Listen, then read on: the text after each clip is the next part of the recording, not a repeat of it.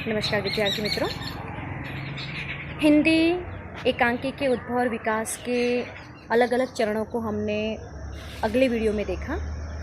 इस वीडियो में अंतिम चरण को हम देखेंगे।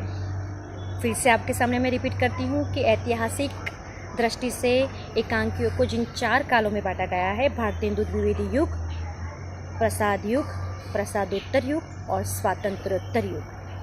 तो भारतेंदु द्विवेदी युग, प्रसाद युग और प्रसादोत्तर युग में जो एकांकी किस प्रकार से विकसित हुई उसकी हमने चर्चा की। आज इस वीडियो में स्वातंत्र्योत्तर युग यानी जिसका समय है 1947 से आज तक। आप सब विदित है, हमारा देश 1947 में आज़ाद हुआ। आज़ादी के बाद भी ऐसी बहुत सारी समस्याएं हमारे भारतवर्ष में आने लगी कि जिनके कारण जो है हम कह सकते हैं कि इनका प्रभाव हमारे एकांकियों में पड़ने लगा। देश आज़ाद तो हो गया, मगर आज़ादी के बाद ऐसी कुछ समस्याएं आगे चलने लगी कि जिसके कारण जो है हमारे भारत देश में समाज जो था उन समस्याओं से जूझ रही थी। कौन कौन सी समस्याएं, तो बहुत संक्षिप्त में हम 2-3 मुद्दों में, वैसे तो बहुत सारी समस्याएं आज़ादी के बाद भी विकसित होने लगी, क्योंकि गाँवों का शहरीकरण होने लगा, यंत्रवत जीवन मनुष्य का होने लगा, जो एक प्रकार की प्राकृतिक नैसर्गिक सौंदर्य था वो नष्ट होने लगा, मनुष्य की रोजगारी जो गाँवों में चल रही थी वो नष्ट होने लगी।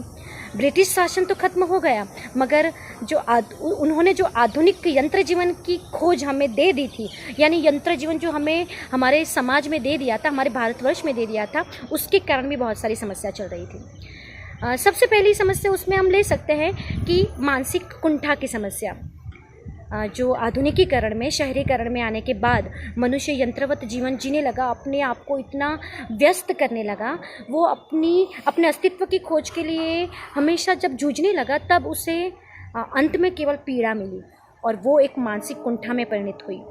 बहुत सारे स्वप्न वो सेव रहा था, बचपन से वो स्वप्न ढूंढ रहा था कि मैं बड़ा होकर ये बनूंगा, मगर मैंने आपको कहा ना कि वो आदर्शवाद नहीं था, यथार्थवाद आ गया था कि जिसमें राजनीतिक और सरकारी भ्रष्टाचार के कारण उसे वो नौकरी नहीं मिल पा रही है। तो ये उसकी एक प्रकार की जो लायकात है, उसका जो एक प्रकार का टैलेंट है वो डूब रहा था, यानी कि अंदर ही अंदर वो उसमें डूब रहा था और उसी कारण वो जो है कुंठा में परिणत हो रहा था। उसी प्रकार कोई स्त्री है, बहुत ही आत्मसंघर्ष से जूझ रही है, वैसे वो उसके स्वप्न बहुत है, वो अन्य कामों में भी बहुत ही जो है माहिर है और वो बहुत आगे बढ़ना चाहती है, मगर शादी के बाद उसको अपने पति के 4 दीवार में बंद वो हो गई है, तो उसकी भी एक मानसिक कुंठा है। ऐसे बहुत सारे जनता की मानसिक कुंठाओं का चित्रण जो है एकांकीकारों ने अपनी एकांकियों में किया।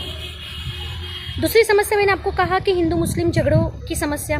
तो हिंदू मुस्लिम जो देश को आज़ादी मिलने के बाद मुस्लिम लोग अपने प्रदेश की अलग से मांग कर रहे थे, उसमें भी बहुत सारे झगड़े हो रहे थे। हिंदू मुस्लिम झगड़ों के कारण जो थी दंगे फसाद हो रहे थे, तो उनका चित्रण भी एकांकीकारों ने अपने एकांकियों में किया, मगर उन्होंने जो चित्रण किया उसमें दोनों के बीच सामंजस्य स्थापने की भी कोशिश की कि ये केवल और केवल मानसिक वैमनस्य के कारण ही ये मतभेद है, वैसे हिंदू और मुस्लिम दोनों एक ही है।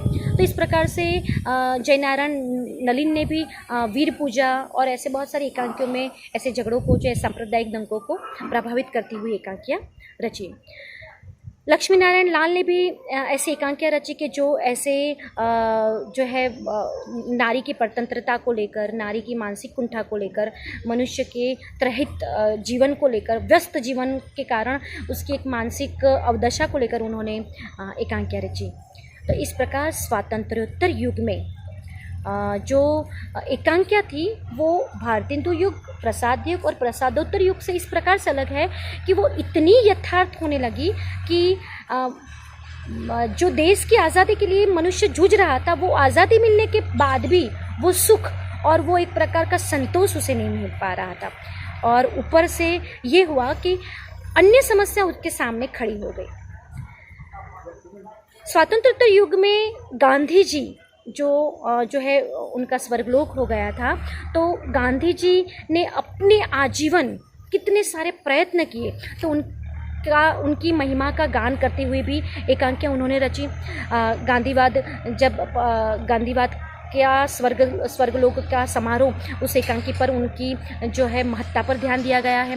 गांधीवाद से प्रभावित भी अन्य एकांकियाँ रची जाने लगी और गांधीवाद जो इतना सशक्तवाद था कि जो आगे भी हमारे भारतवर्ष में विचारधारा के रूप में प्रवाहित हो, इसीलिए एकांकीकारों ने गांधीवाद को बहुत ही महत्वपूर्ण मानकर उस गांधीवाद से प्रभावित, सत्य अहिंसा से लेकर बहुत सारे उनके सिद्धांतों से प्रभावित उन्होंने एकांकियाँ रची। तो ये भी एक महत्वपूर्ण बात है कि गांधीवाद से प्रभावित रचनाएं हुई। और मैंने आपको पहले ही कहा कि मानसिक कुंठा पर आधारित रचनाएं होने लगी और हमारे सांप्रदायिक समस्या से लेकर बहुत सारे जो उस वक्त झगड़े चल रहे थे, समस्या चल रही थी, उस पर केंद्रित होकर भी जो है एकांकियाँ रची जाने लगी। तो कुल मिलाकर भारतीय हिंदू द्विवेदी युग, प्रसाद युग, प्रसादोत्तर युग और स्वातंत्रोत्तर युग में एकांकी अपने अलग अलग विषय को लेकर इस प्रकार से आगे बढ़ी कि जिसका प्रभाव हमारे जनमानस पर भी पड़ा। दोनों तरफी है, समाज का प्रभाव एकांकियों पर पड़ा और एकांकी का प्रभाव जनमानस पर पड़ा और इसी प्रकार एकांकी विकसित होती गई। और इन विकास के चरण को देखकर हम कह सकते हैं कि यदि इसी प्रकार से एकांकी शिल्प विधान की दृष्टि से और विषय वस्तु की दृष्टि से यदि आगे बढ़ती गई तो उसका भविष्य बहुत ही उज्जवल होगा। आपको मैं ये भी कहना चाहूँगी कि एकांकियों की प्रसिद्धि का एक दूसरा आधार ये भी है कि शैक्षणिक संस्थाओं में, कॉलेज और स्कूल में भी जो है इसको रची जाती है, क्योंकि बहुत संक्षिप्त समय में और गहन विषय को लेकर उसको रचा जा सकता है।